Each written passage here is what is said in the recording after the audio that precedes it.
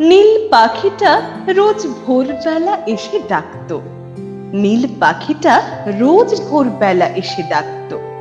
তার নামটা ঠিক মনে নেই, রোজ ডাকতো।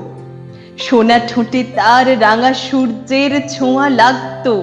নিম গাছটায় রোজ ভোর হতো।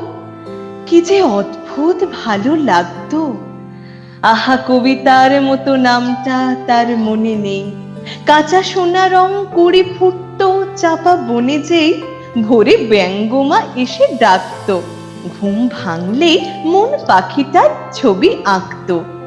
নীল মখমলে রাঙা টিপ আঁকা তার পাখাতে, মৃদু সমীরণ এসে দোলা দিত তরু শাখাতে। পাখি ডাকতো।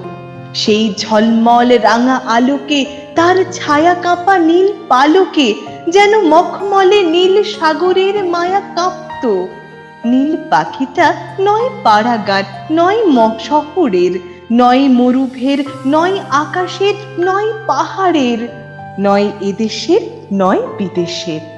তার ঠিকানাও কেউ জানে না, তার ঠিকানাও কেউ জানে না। কারো পিছু ডাক শুনে পাখিটাও পোষ মানে না। তবু ভোরবেলা এসে ডাকতো।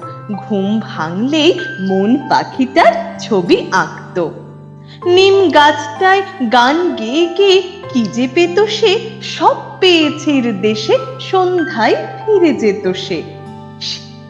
আর গান শুনতে খোকা খুকুরা ভালোবাসতো। নীল সাগরের ঢেউ গুনতে, রাঙা স্বপ্নের জাল বুনতে, মায়া রাত্রির নীল নিচ্ছুম ঘুম আসতো, ঘুম আসতো, ঘুম আসতো।